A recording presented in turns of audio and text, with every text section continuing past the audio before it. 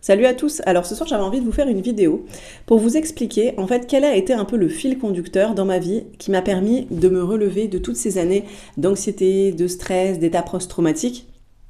Parce que j'ai donné plein de conseils sur ma chaîne avec des vidéos sur le TOC, la déréalisation, dépersonnalisation, avec des conseils très précis qui peuvent être appliqués en fonction de chaque personne, en fonction de votre ressenti, de votre personnalité et tout ça. Et en même temps je me dis il y a quand même un truc de plus profond qui toutes ces années m'ont conduit à magnifier en fait ces états qui ont été extrêmement compliqués à vivre. Et je me suis dit que j'en avais pas forcément parlé et j'avais envie d'être claire par rapport à ça et de vous inciter à voir les choses de cette manière-là, à avoir ce point de vue, parce que pour moi c'est réellement une force. Donc il faut savoir que pour connaître la petite histoire, j'ai commencé à avoir des troubles anxieux, je pense à partir de 3 ans. J'ai eu un accident de voiture, de calèche exactement, assez grave quand j'avais 3 ans avec un traumatisme crânien. Et de là, j'ai commencé à développer des troubles anxieux. J'ai subi aussi des traumas de la part de ma famille, de professeurs avec des traumas sexuels. Et on va dire que mes parents, comment expliquer, ils étaient assez secrets. Donc j'ai jamais vraiment eu... en fait, par rapport à la psychologie... par rapport à tout ce qui était psychologique, ils voulaient minimiser en fait les choses et ne pas rentrer dans... C'était un peu comme un tabou. En fait, ils voulaient essayer de maintenir quelque chose et de mettre sous le tapis les problèmes. Donc moi, j'ai toujours entendu « ça va, tout va bien, c'est rien, elle va très bien, ça s'arrange ». Alors ma mère, elle était un peu dans le stress, elle aussi post-traumatique de ce qui m'était arrivé, donc elle était plus à tout le temps me considérer comme quelqu'un de fragile, la pauvre, elle est tout le temps malade, Agathe c'est une fille fragile, donc du coup j'ai toujours eu cette image de moi qui a été implantée dans mon subconscient, que j'étais quelqu'un de fragile, de malade, de chétif en fait, d'une certaine manière, donc aucune puissance, parce que c'était vraiment le miroir que ma mère elle me renvoyait. Et mon père, lui, il fallait pas en parler. Et donc mon père est médecin, et même maintenant, quand on a quoi que ce soit, une maladie, ou enfin, pas une maladie grave, mais je veux dire, quand on lui explique un symptôme, il a toujours tendance à dire « c'est rien, ça va s'arranger ». Bon, après, il a pas tort, parce que c'est vrai qu'on a tendance toujours à se précipiter quand il y a un symptôme, essayer de le camoufler avec des médicaments, trouver absolument une solution. Et moi, j'en parle souvent, les choses, quand on leur laisse le temps, finissent par s'arranger. Donc, je le rejoins d'un certain point de vue, mais moi j'avais besoin de réponses à mes questions, de savoir ce qui s'était passé pendant mon traumatisme crânien, par exemple comment mes parents l'avaient vécu, est-ce que moi je pourrais après par exemple faire une thérapie, faire quelque chose pour m'aider à aller mieux, parce que du coup après cet événement-là, quand j'ai été en maternelle, j'ai eu une prof qui était maltraitante la première année, qui m'a foutu des gifles, ma mère avait fait... ce qu'il fallait, avait fait remonter l'information, mais ça m'a refait perdre confiance en moi, surtout que j'étais encore catégorisée comme la timide, celle qui a des problèmes, parce que j'avais des tics physiques et sûrement des symptômes anxieux qui faisaient que je pouvais pas m'adapter comme un enfant de mon âge à l'école. Et voilà, il y avait cette stigmatisation faite par cette prof, et donc ça a recollé par-dessus encore une étiquette, et c'est quelque chose qui m'a suivie. Moi, j'ai vécu dans une ville, pas beaucoup d'habitants, on suit tous la même école, le même collège, le même lycée, et ça m'a réellement suivi de la maternelle, en tout cas, jusqu'à la primaire. Au collège, ça a commencé un petit peu à s'estomper, mais voilà, la timide, la fille qui n'a pas confiance en elle, la rejetée, la malade, voilà, la fragile en gros. Et mes parents en fait n'ont pas voulu m'emmener chez un psy. Après je vais pas m'étendre sur le rapport que j'ai avec mes parents, mais il est compliqué, pas forcément très proche, et je les ai pas du tout sentis comme des parents accompagnants, mais plutôt mon père travaillait énormément, donc il était absent davantage physiquement pour le coup. Et aussi, il avait ses propres affaires, des choses qui l'intéressaient. Donc, je pense que le monde de l'enfance n'était pas du tout son truc. Donc, je ne me suis pas sentie vraiment accompagnée par mon père. Et je pense que ma mère, c'est encore autre chose. Je pense qu'elle est dissociée, qu'elle a vécu beaucoup de traumas quand elle était enfant, qu'elle n'a pas été aimée et que malgré, je pense qu'elle a voulu réellement me protéger, elle est complètement dissociée en fait d'elle-même. C'est-à-dire qu'on lui parle, on essaie d'avoir une information claire et précise, et elle va te parler d'autre chose, comme si elle était à côté de la situation, qu'elle était dans ses propres réflexions, elle est en mode survie en fait. Donc j'ai jamais réellement pu connecter en fait au niveau du cœur, au niveau de l'esprit avec quelqu'un de sensé qui réellement m'a expliqué les choses, a essayé de m'aider à aller mieux. Enfin, j'ai pas eu de soutien au niveau de ma famille. Et comme mes parents n'ont pas d'amis, ne fréquentent pas la famille et qu'on vivait dans une maison, j'ai pas de frères et sœurs, donc totalement en vase clos. J'étais en vase clos avec mes parents jusqu'à, je dirais à peu près 15 ans où j'ai commencé après à me rebeller, à beaucoup sortir et tout. Et sans énormément d'amis, peut-être un petit peu en primaire, puis après fin de primaire et collège, ça a été compliqué au niveau des relations sociales, donc j'ai aussi connu une forme de harcèlement, beaucoup de moqueries au quotidien, beaucoup de rejets. Et donc après, à l'adolescence, il y a eu un côté très rebelle qui est ressorti vis-à-vis de mes parents. Je suis beaucoup sortie, j'ai pas mal picolé, j'ai fait mes premières expériences, enfin rien de bien dingue comme pas mal d'ados. Et pas trop de symptômes, on va dire, entre 15 et 19, j'ai vraiment vécu mes plus belles années. C'était une espèce de renaissance. Je sortais de mon cercle familial restreint. J'avais toute la vie devant moi, des potes super. Enfin, c'était l'éclat. Je voulais juste m'amuser. Et après, je suis partie de chez mes parents, justement, vers 19 ans pour faire mes études. Et c'est là où les symptômes des réalisations, des personnalisations, en fait, sont venus en bloc parce que je pense que, mine de rien, tout ce qui était logistique, tout ça, c'était géré par mes parents. Et que là, je me suis retrouvée du jour au lendemain, justement, pas accompagnée par mes parents au niveau préparation. Et mon appartement, j'ai eu un appartement, mais mes parents ont passé la clé. Et ils sont jamais venus me voir en fait, donc j'ai dormi pendant plusieurs années sur un tapis au sol, sans rien, sans accompagnement. C'était vraiment du jour au lendemain, t'es chez nous et d'un coup, on te met dehors, fais ta vie et nous appelle pas. Enfin, il y avait un côté un peu comme ça, on clôture le truc. Et je pense que de mon côté aussi, j'avais besoin de clôturer cette relation qui était mine de rien assez toxique. Et comment dire ? Et donc c'est là que j'ai commencé à me dissocier, en fait, à avoir ces symptômes de déréalisation, dépersonnalisation. Donc quand j'allais bosser, j'allais au travail, j'arrivais plus à me connecter à mon corps, j'avais cette impression de flotter. Voilà, j'en ai déjà parlé sur ma chaîne, donc le but n'est pas de reparler forcément des symptômes. Et ça a duré, je dirais, 3 ans. Après ces 3 ans-là, à côté j'avais aussi tout ce qui est hyperventilation, et ça a duré assez longtemps, la difficulté à reprendre mon souffle, à avoir justement l'impression parfois que j'allais tomber dans les pommes. Donc tout ça c'était couplé avec de l'hypocondrie, parce que je me disais mais qu'est-ce qui va pas en fait chez moi, surtout après ces 4 années d'adolescence hyper fun et tout ça, je me suis retrouvée comme ça de 19 à 25 à vraiment être dans un truc compliqué au niveau du corps, à me dire mais je vais crever, c'est pas possible, tous les gens ils s'éclatent, ils ont une vie, ils ont plein de projets et tout ça, et moi je suis en permanence dissociée de moi-même, j'arrive même pas à savoir qui je suis parce que quand on est en déréalisation, dépersonnalisation, en gros on est complètement coupé de soi quoi, donc on n'arrive pas non plus à avancer, à faire des projets et tout ça, et c'est un état permanent d'anxiété. Et ensuite, après ça, j'ai 25 ans, j'ai connu du coup celui qui est le père de mes enfants actuellement. Et là, il y a eu ce qui est arrivé, le TOC du couple qui s'est directement greffé, un peu comme un relais en fait. Ça a vraiment fait des réalisations, des personnalisations à peu près 3 ans. Après, ça s'est un peu arrêté avant que je rencontre le père de mes enfants. L'année d'avant, j'étais aussi en couple avec quelqu'un, une relation toxique mais assez fun aussi, et ça m'a reconnecté. En tout cas, j'étais plus dans cette peut-être au début. Ça commençait à passer la déréalisation. Il restait un peu d'hyperventilation et d'anxiété, mais ça allait mieux. Et ensuite avec le père de mes enfants, le TOC est arrivé directement, et là ça m'a bouffé les 6-7 premières années de relation. Et ensuite, c'est passé plus ou moins, c'est passé c'est passé à peu près au moment où j'ai eu mon premier fils, en fait, parce que au bout de 5 ans de relation, les 5 premières années, le TOC, il était à fond. Après, on s'est séparés au bout de 5 ans. Et en revenant de cette séparation qui a duré 1 mois après un voyage, j'ai été enceinte de mon premier enfant, et on peut dire que c'est à partir de là que vraiment le TOC, peut-être pendant la grossesse, avec les hormones, j'avais encore des pics où je t'aime pas, et c'était un peu compliqué. Et après, ça a vraiment disparu et c'est pas revenu depuis. Donc mon fils, il a bientôt 8 ans, donc ça fait 8 ans que j'ai pas eu ces tocs de la pensée. Après, on me demande parfois, est-ce que c'est revenu sur d'autres sujets ? Alors non, pas le TOC. Par contre, je me rends quand même compte que j'ai des pensées anxieuses, une fois que j'ai été mère, en fait, l'anxiété, elle a été autre. Alors, c'est pas des tocs de la pensée, c'est pas du tout comme le toc du couple qui est un enfer à vivre au quotidien, avec des troubles physiques, avec l'impression d'être fou, avec c'est encore autre chose. Mais j'ai été quand même une mère assez anxieuse. Alors, pas du tout sur les aspects physiques, c'est-à-dire est-ce que tout est bien organisé, est-ce qu'ils vont pas se faire mal, est-ce qu'il va pas leur arriver quelque chose, est-ce qu'on va pas les enlever dans le parc.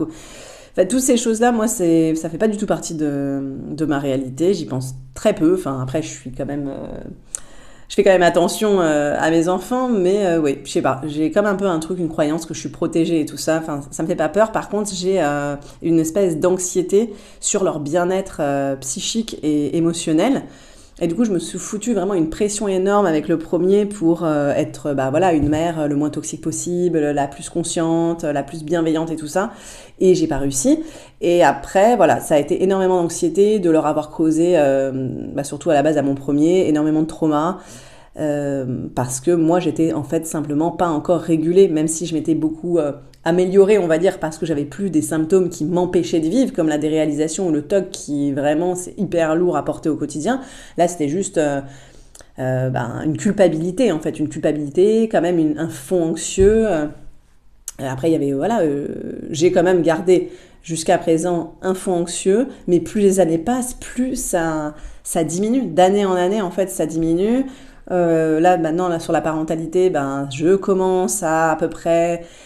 je commence plus ou moins à me déculpabiliser et à aller au fur et à mesure des jours un peu mieux, à essayer d'être juste moi-même et en acceptant que de toute façon, il y aura des traumas, que je ferai pas tout parfaitement et tout ça. Donc là, ça commence à guérir.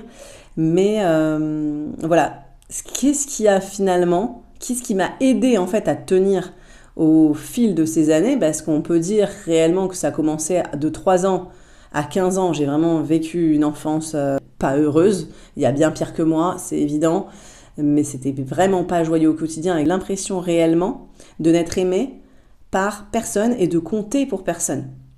J'ai pas trop envie de m'étendre effectivement ici sur la relation avec mes parents, parce que je sais qu'après on sait pas, ils connaissent ma chaîne, tout ça, j'ai pas envie de détailler ça. Et j'ai vraiment eu cette sensation de ne jamais avoir été aimée ou regardée. Alors peut-être de la part de mon père 1 ou 2 fois. J'ai dû peut-être voir 1 ou 2 fois une petite lueur de fierté ou un regard assez bienveillant.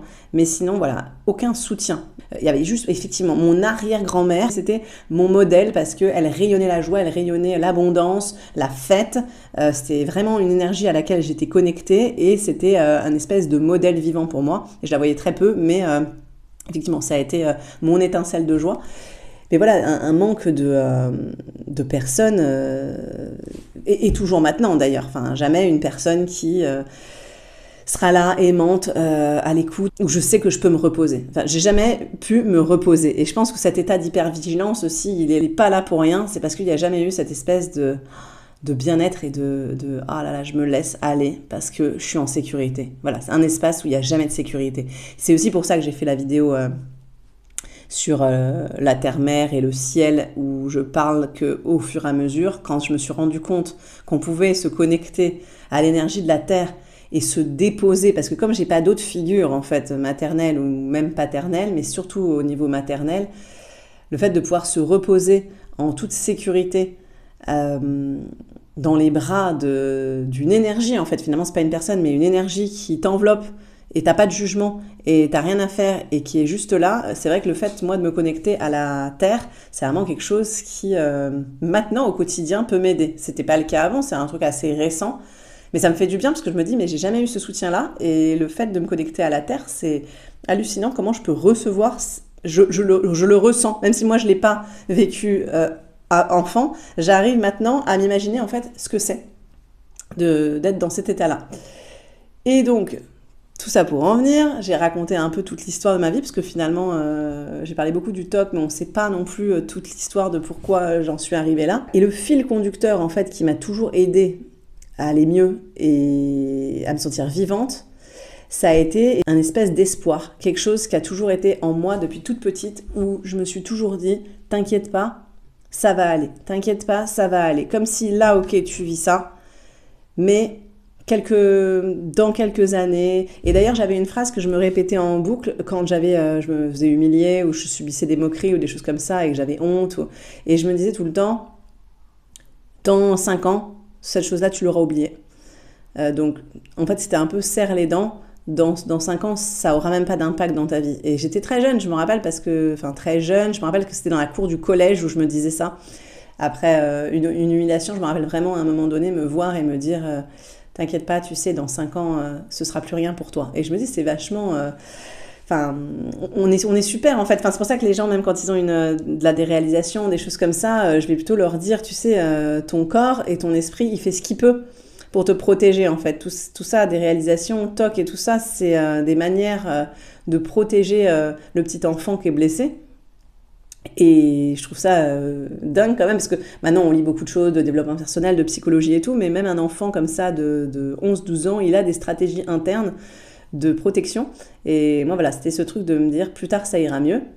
Et ça m'a toujours suivi, et même quand j'étais petite dans le jardin, quand j'étais enfant et que je m'ennuyais et j'étais triste quand même, dans une énergie de tristesse assez souvent, mais il y avait toujours quand même...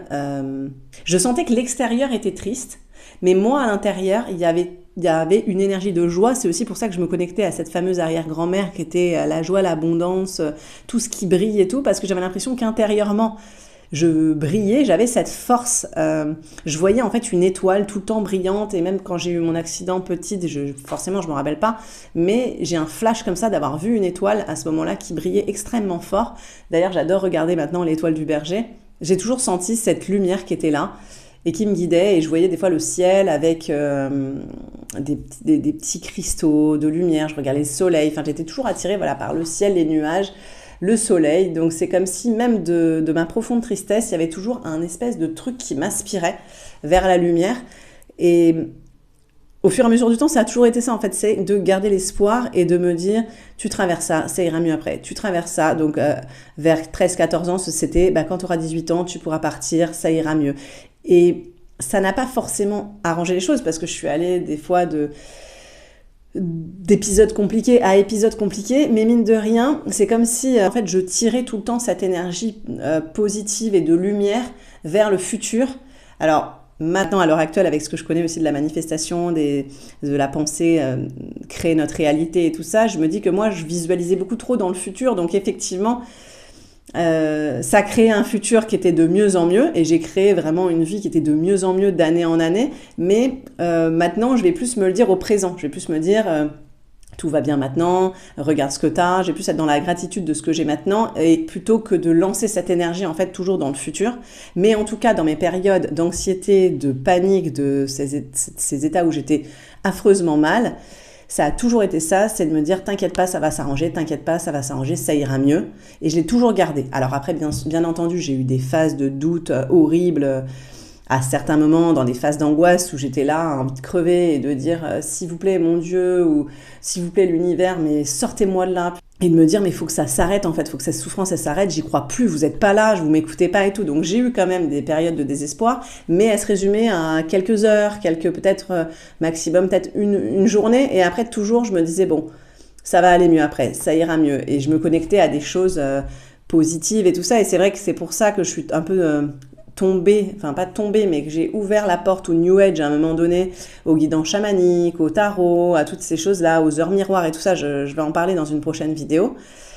Parce que même si j'en reviens maintenant et que je me dis qu'il y avait beaucoup de commercial, il y avait beaucoup de choses farfelues, de la manipulation et tout ça, le fait d'avoir ouvert en fait la porte à toute cette magie, à toute ce côté vibratoire, ce côté lumineux et tout ça, ça m'a reconnecté, on va dire, avec ma lumière, avec la croyance, avec la foi.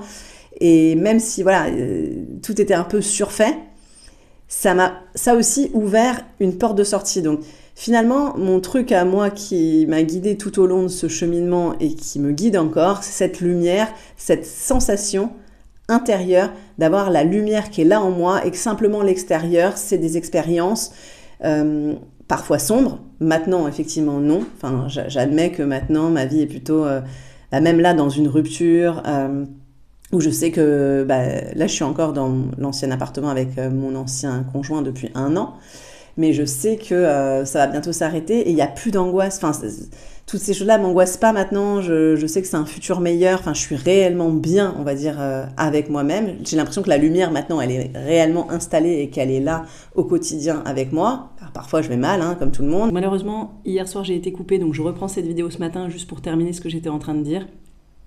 Ce qui est important, c'est la dominante dans laquelle tu te places.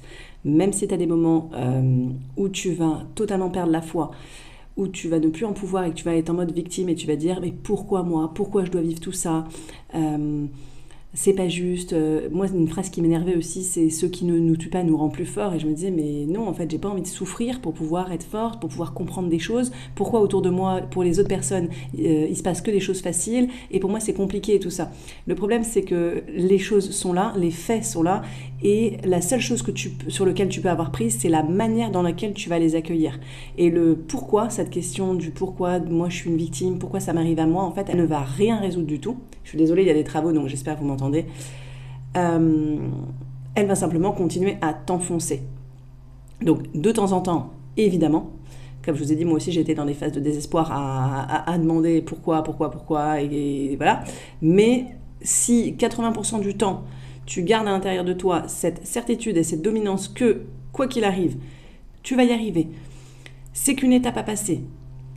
Qu'est-ce qu'il y a derrière qui est beau à voir ? Je suis prête à vivre l'expérience et à en tirer quelque chose de bénéfique, là tu as tout compris et ta vie elle va radicalement avancer et va arriver un temps où tu n'auras plus peur de rien. Ce moment que j'ai certainement atteint, où je me dis, peu importe ce qui va me tomber sur la figure, je n'ai plus peur de ce qui pourrait arriver.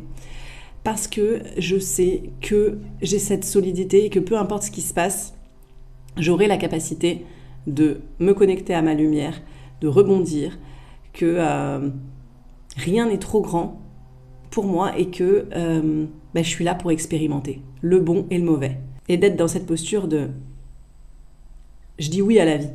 Je dis oui à la vie dans toute son immensité.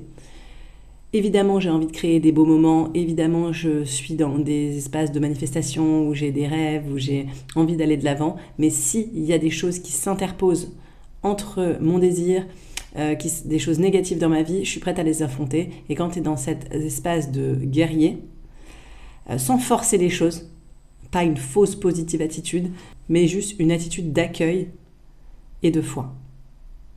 Voilà, c'est tout ce que j'avais à te dire. J'espère que tu vas bien et on se retrouve bientôt pour de prochaines vidéos.